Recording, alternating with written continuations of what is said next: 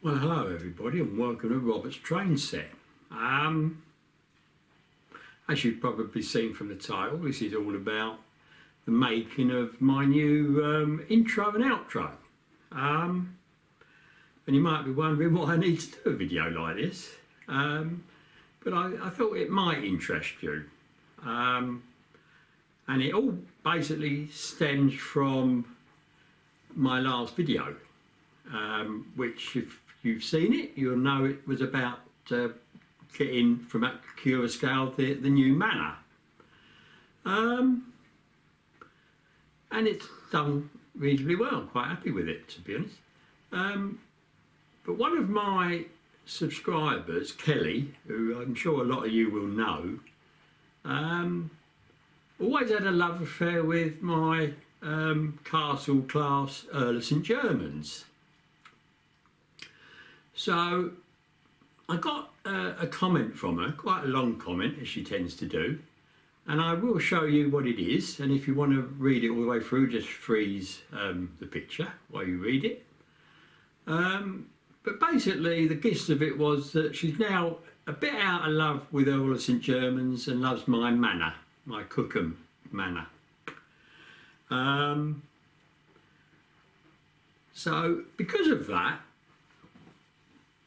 I've been using my current intro, which you saw just recently at the start of this video, for a long time, almost, well, nearly as long as I've been making YouTube videos. And although I thought it might be due for a change, because it was filmed down here where I'm talking to you from, which is why I'm doing this here, because the whole thing emulates from here. The videos are done here. Cookham Manor was unwrapped here and sort of shown first and so forth. So I thought I'd do it here, and it's really hot in the loft. It's being filmed when we had that week of really hot weather. In flaming September, 30 degrees in the day or more. So it's absolutely impossible in the loft. And because she said she no longer is completely in love with Earl of St Germans, it means I could probably change it, doesn't it? So that's what I'm going to do. So what you're going to see in this is the decisions I made in making it. Some of the things that I had to sort of improvise, I suppose. And you will see near the end of this video the two new intro, well, the new intro and the new outro, which you will see in my future videos. So I hope you're going to enjoy this and come along on the ride with me, because it was a bit of a roller coaster, I must admit. Okay, everybody? So we'll go into the film now, and I'll be back in at various intervals in the video.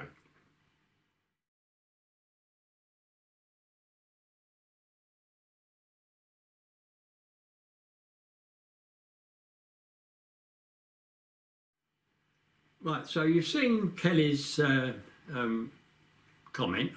If you've read it, you'll see that, yes, she really has gone over heels in love with the Cookham Manor.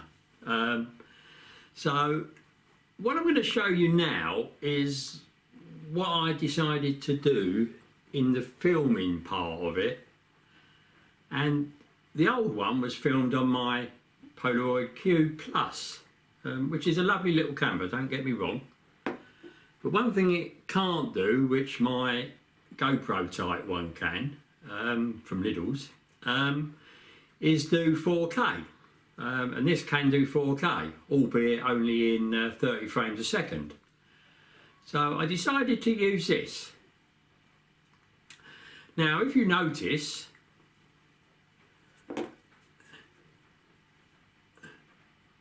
the Polaroid is, you know, square and equal both ways, so you can put it against the platform edge and it'll do whatever way you do it. This one, as you can see, the lens is here. So to film a train coming down the platform, like it will be, because I'm not changing the format so much, this lens is further back from the edge and I can't stick it out because the train lit it. So I did some experiments with this and I'm going to show you what I filmed, albeit shortened down a bit, because the computer that's here that I do all my editing on and I download everything to and upload it to YouTube is getting on a bit, and although it's had a new solid state hard disk in it and also a bit more RAM, it's still pretty old compared to my iTrains computer, which is pretty new, very new in fact. You know, this has a problem with 4K. So I got to this point, and I realised I had a problem, even in doing this video.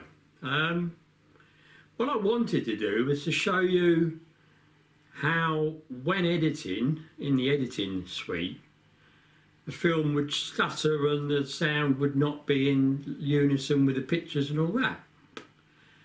But I realised when I made the video and then I stitch it all together to make one long video, which you then upload to YouTube, it would correct it, because doing that corrects the problem, because it makes less of a file and it's all in one piece and it works. So what you're going to see now is the end result. So I've put it into my editor, I've spliced it and done what I need to do. I've produced it so to make it into one complete file, and this is what you'll see, and this is basically what I filmed. But if you can imagine the sound coming before the pictures, and obviously I start with a fairly slow speed and then I build up to, I think, well, you'll see two engines. I'm going to do a double header, and the front engine was at 50 miles an hour and the trailing engine was at 45, so that they ran reasonably together. I did try putting them together, which you can do in iTrains by just putting them into the same train, but the rear engine was trying to push the front engine forward, and in the end it derailed, so that didn't work. You would need the same setup in both engines for that to work. So the other thing you'll see in this bit is how far back my picture is from the platform edge. Now if you look at my old one, I'm right on the edge because I was using the cube, the Polaroid cube. So what I tried to do with my 4K camera was tip it upside down. Now you might say that's a bit silly, and yes, it sounds silly, doesn't it? But in the editing, you can actually revolve them. But when I'm filming this, I've yet to actually do that. So I'm going to be interested to see if it'll come out okay. If it doesn't, then I'll have to use the setback from the platform one on them coming towards me. But when I do the outro, which they're going away from me, that'll be right up against the platform edge. So we'll see how we go. So I'll show you a bit of that when I've done it, all right? So I'll be back after you've seen this bit.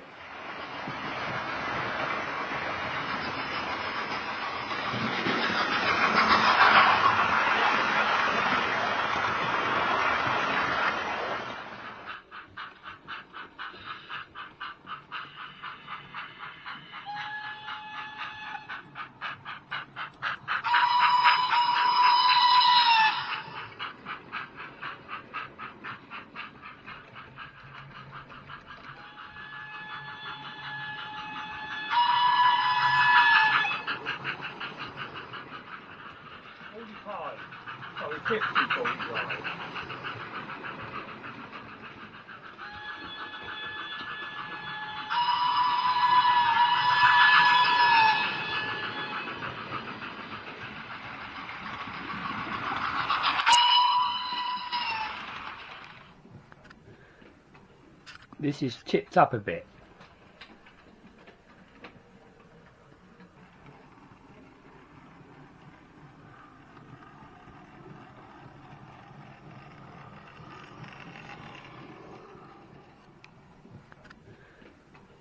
This is tipped up a bit.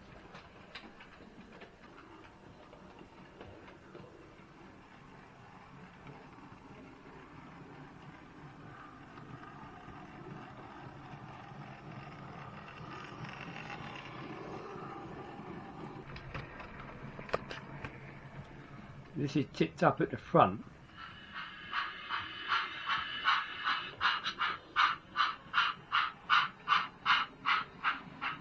This is at 20.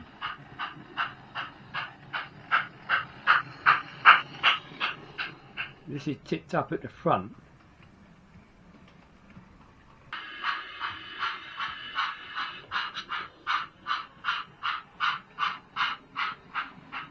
This is at 20.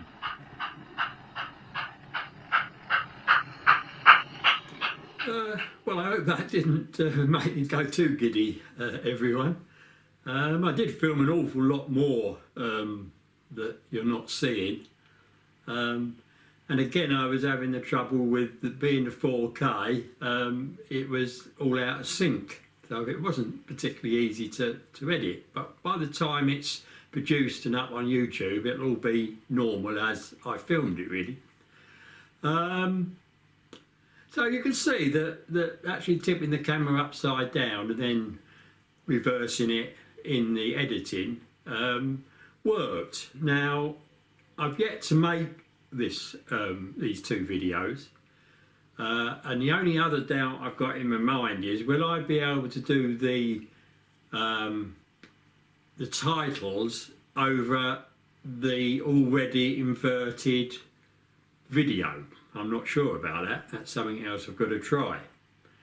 But I think we've had enough of the preparation. You can see that I've had to really think about what I'm doing, how I'm doing it, and everything like that. So all that remains to do now, and this again, I went up at 8 o'clock in the morning to film the upside down video because it's so hot. It was 70. It was all right then, 70.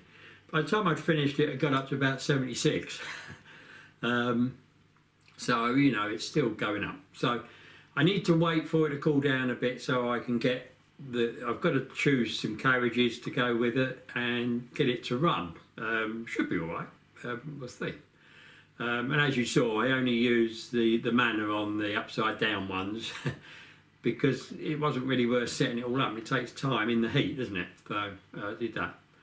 So what you'll see next is the intro and the outro. And yes, I did do a bit of the outro with the camera, but of course I don't need to turn it upside down, so I didn't bother to show you that.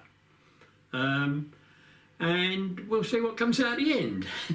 If I find that I can't do it upside down and get the graphics on, I'll have to rethink it. But we'll see what comes out at the end, shall we? So thank you for getting this far, if you have.